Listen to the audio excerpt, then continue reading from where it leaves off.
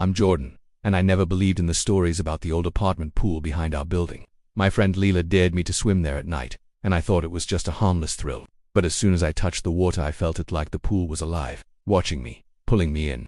That night I realized some waters don't just hold reflections, they hold secrets, and sometimes they hold you. I had always loved swimming. There was something about the way water carried me, letting me float weightless, as if all my worries and fears could be left behind on the shore. When I moved into the old apartment building, I discovered a pool at the back. It was large but strangely secluded, tucked away behind the building like a secret no one wanted disturbed. The water looked inviting, shimmering blue in the late afternoon sun, but the pool area was silent, too silent. I felt a small shiver crawl up my spine the first time I stepped closer, though I tried to dismiss it as nothing more than nerves. The first day I swam, I dipped my toes in and felt the chill crawl up my legs. It wasn't just cold, it felt alive, as if the water were aware of me, measuring me, testing me. I laughed at myself, shaking off the unease, and slowly waded in, letting my body adjust. When I submerged fully, the water enveloped me, cool and soothing, and I felt weightless, as though the world had melted away entirely. Floating on my back, I stared at the cracked ceiling of the pool hall, watching the sunlight filter through dusty skylights. Everything seemed perfect, peaceful even. But there was something unsettling I couldn't quite name. It started with the shadows. At first I thought they were normal, just light shifting across the water, but one shadow lingered, darker than it should have been, moving differently from the ripples. It seemed to glide beneath me with purpose. Keeping pace, I froze mid-stroke, peering into the depths, trying to convince myself it was nothing.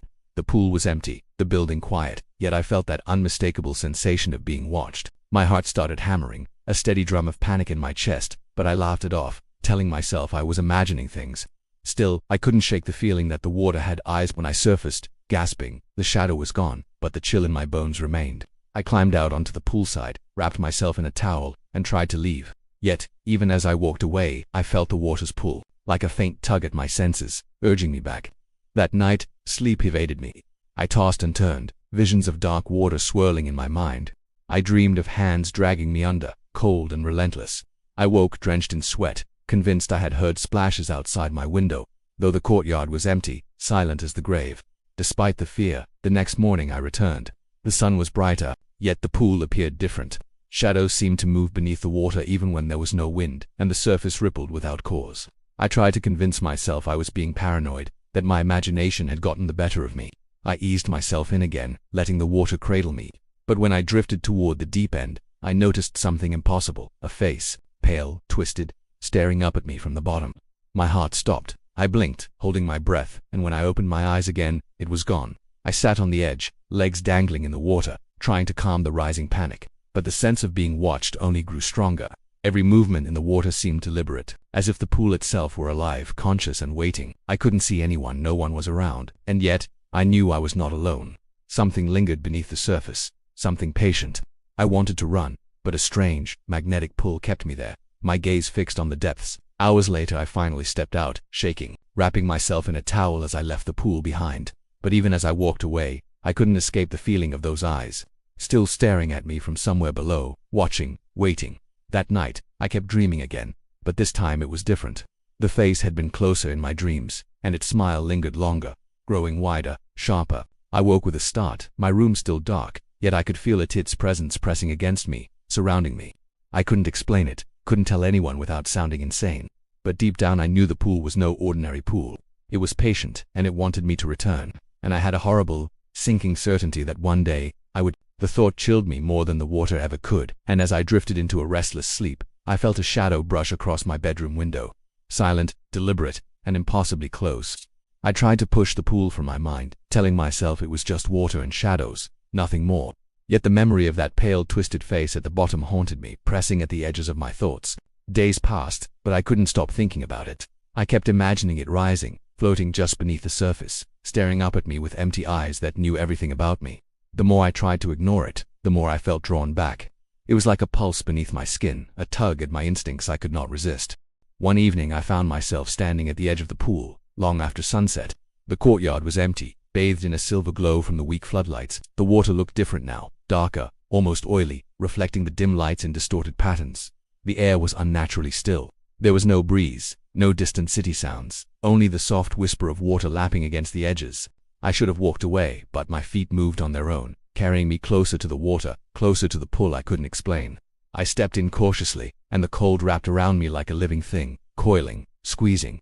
I waded further, every movement feeling heavier, slower, as though the water itself resisted me. Floating on my back, I stared at the dark ceiling above, yet I felt eyes beneath me, watching, moving. The ripples in the water were unnatural. They shifted against the flow of my movements, forming shapes that vanished when I tried to focus. And then I saw a writing etched into the bottom of the pool, faint, jagged, almost bleeding into the tiles.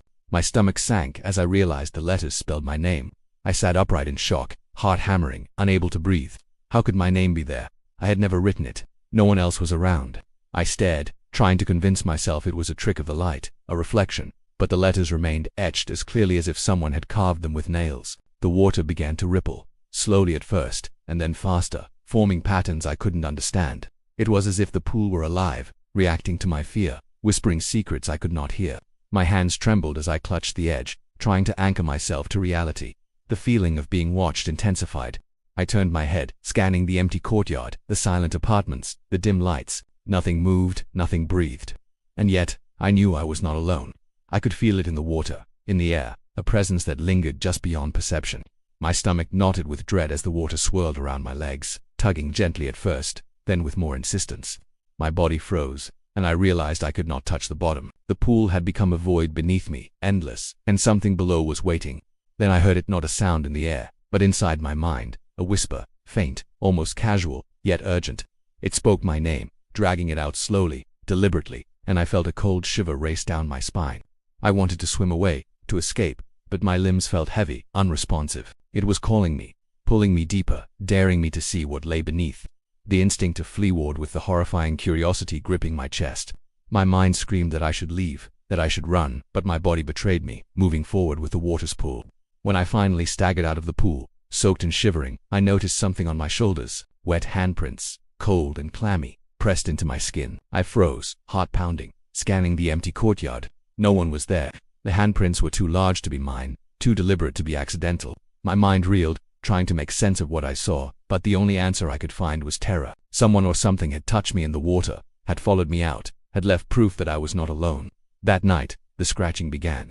At first I thought it was the wind, or maybe the building settling, but it was deliberate, rhythmic, coming from my front door. Slow, insistent, like nails on wood, measuring, testing, waiting. Every time I approached, it stopped. Every time I retreated, it returned. I lay awake, ears straining, heart hammering, knowing that it was not the wind, that it was not random. It was patient, and it was waiting for me to return to the pool, and deep down, a sick part of me knew I would. The face at the bottom of the pool, the whisper in my mind, the handprints, and now the scratching, they were all signs, warnings, or invitations. I didn't know which. All I knew was that the pool had begun to claim me in ways I could not resist, and the more I fought it, the stronger its pull became. The water was waiting. It always waited, and I could feel, with a bone-deep certainty, that tonight was only the beginning. I couldn't stop thinking about the pool. Every sound, every shadow in my apartment made me flinch, reminded me of it. I tried to avoid it, telling myself it was madness, that I was imagining things. But the pull had grown stronger, a persistent tug at the edges of my mind that I could neither ignore nor fight. It was as if the water had marked me, claimed me in some way I didn't understand. And I knew, deep down, that I would return. That evening I found myself at the pool again, long after the sun had disappeared. The courtyard was silent, bathed in dim artificial light, and the water looked darker than ever, almost black in patches. The ripples moved without wind, subtle at first, then growing, circling me in slow, deliberate patterns. I shivered and dipped a hand into the water. It was colder than I remembered, icy, but not in a natural way, like the chill seeped into my bones. I stepped in, letting the water swallow me, feeling it tighten around my legs and torso as if it recognized me, welcomed me. Floating on my back, I stared at the ceiling, trying to steady my racing thoughts. But the pool seemed to stretch beneath me, endless and dark, the deep end, a shadowy void. I noticed movement, faint at first, a ripple here, a dark shape there. I froze, holding my breath. Then I saw it clearly. A figure, sitting cross-legged at the bottom of the pool, completely still. Its hair floated around its head like dark smoke, and its eyes were fixed on me. Even in the dim light, I could see the pale skin, the impossibly wide grin. I wanted to scream, but the water muffled my voice. My limbs felt heavy, paralyzed, and I realized with horror that I could not move closer or turn away. The figure raised a hand slowly, deliberately, and the water around it rippled unnaturally. Shapes emerged from the darkness, faces pressed against the tiles, mouths open in silent screams, eyes wide and terrified. I recognized some of them from my dreams. the fleeting glimpses of people or things watching me, trapped beneath the surface. The pool was alive with them, and they were all staring at me, all reaching out. My heart pounded so hard I thought it might burst, but I couldn't look away. I tried to swim toward the edge, to escape, but the figure rose slowly, floating upward with an impossible grace. Its grin stretched wider, and I saw that its eyes were empty, dark voids, yet they held a terrible intelligence. It moved faster now, and I realized with horror that it could follow me wherever I went, even above water. My panic rose, clawing at my chest, but still I was rooted in place, unable to tear my gaze away. Finally, I scrambled out onto the poolside, shivering and drenched. My legs felt like lead, and my chest burned with the effort of breathing. I thought I had escaped. I thought it was gone. But when I turned back toward the pool, I froze. There, on the edge of the water, stood a reflection not mine, though it looked exactly like me. Pale, wet, grinning with that same impossibly wide mouth.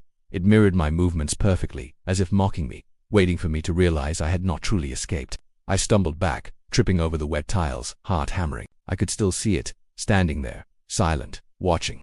I wanted to look away, to run, but my eyes were glued to that reflection. And then I saw something that made my blood run cold. The water behind it shimmered and shifted, forming more faces, each grinning like my reflection, all of them staring at me. Some had eyes that seemed too large, mouths that stretched unnaturally wide. They pressed against the surface, as if trying to climb out. I didn't wait to see more. I ran, dripping wet, ignoring the slick tiles and the cold night air. I locked myself in my apartment, shaking uncontrollably, heart racing. But even inside, I could not escape it. I could feel its gaze, that terrible mirrored grin, pressing against the edges of my mind. Sleep didn't come. Every shadow seemed to move. Every creak in the apartment whispered my name. And I knew, with a sinking certainty, that the figure in the pool would wait for me again. It was patient, eternal, and it would not rest until I returned. That night, lying in bed, I swore I saw movement in my own reflection in the mirror. My eyes widened, my mouth stretched into a grin I didn't recognize, and for a fleeting second, I realized that the pool didn't just exist behind the apartment, it was reaching for me, and I was already a part of it, whether I wanted to be or not. I tried to avoid the pool, telling myself I had gone too far already, that whatever waited beneath the water wasn't meant to be confronted.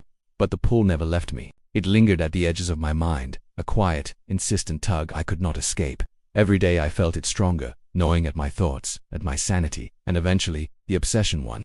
I found myself walking back to the courtyard at night, despite knowing that the pool had a will of its own, and that it would claim more than just my fear if I entered. The water shimmered under the dim lights, unnaturally still at first, like glass waiting for something to break it.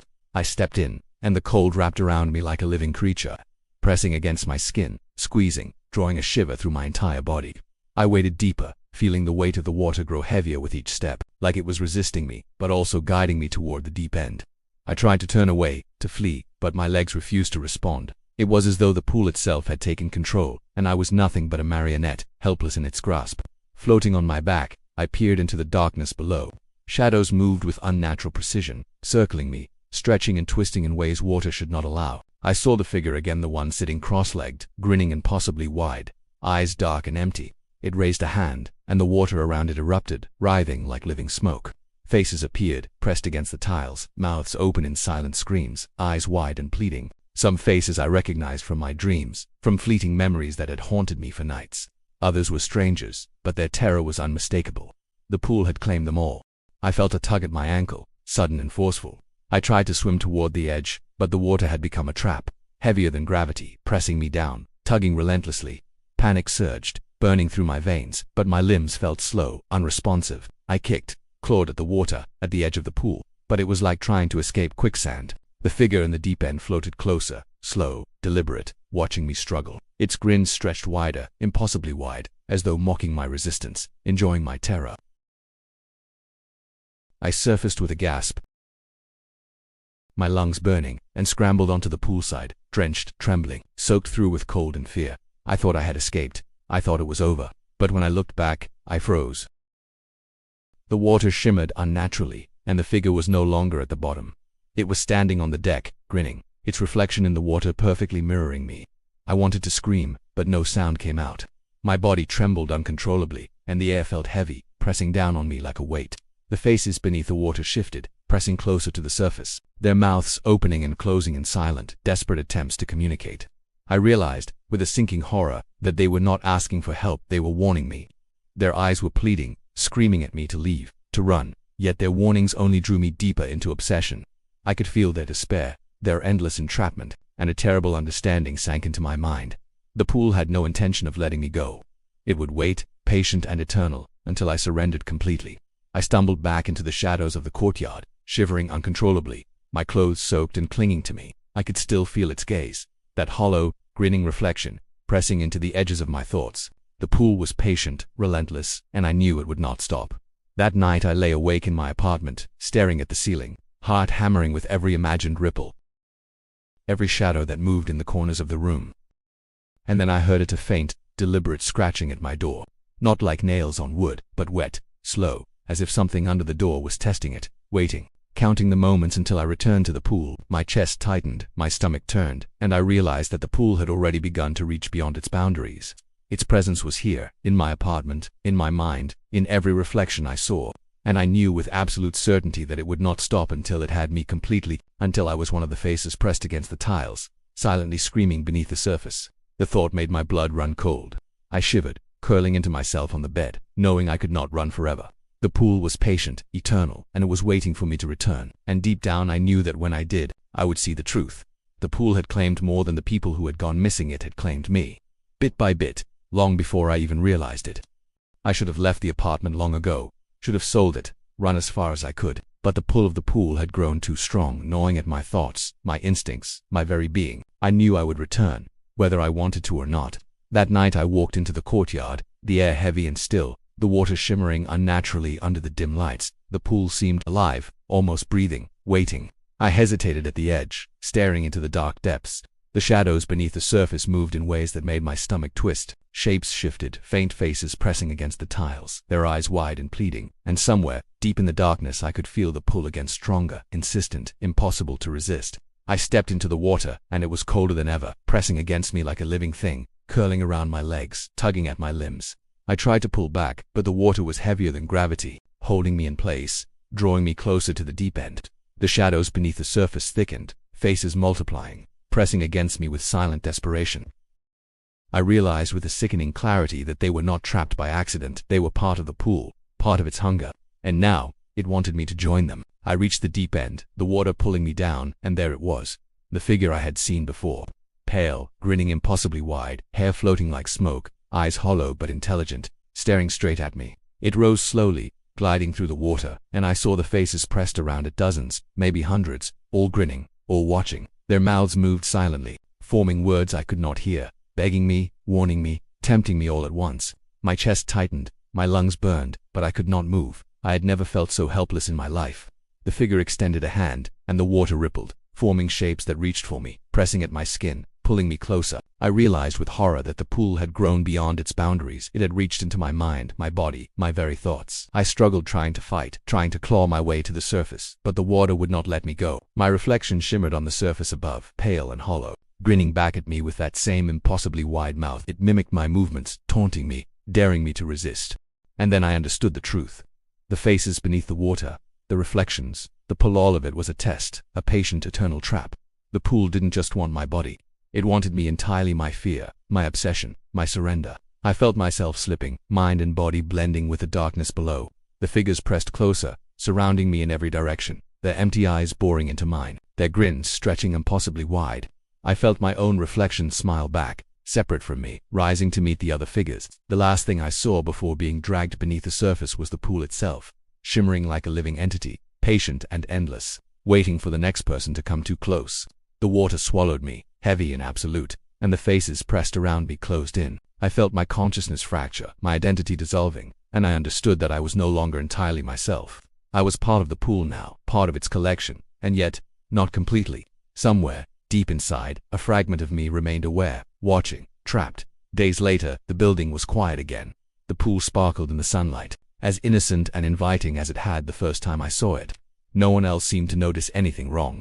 And yet, if you looked closely, just at the bottom, you could see something new, letters etched jaggedly into the tiles. My name, and sometimes, if you watched long enough, the water ripples as though something beneath it had shifted, or moved, or was waiting. I am still there, in some form, beneath the surface, aware and silent, watching whoever comes next.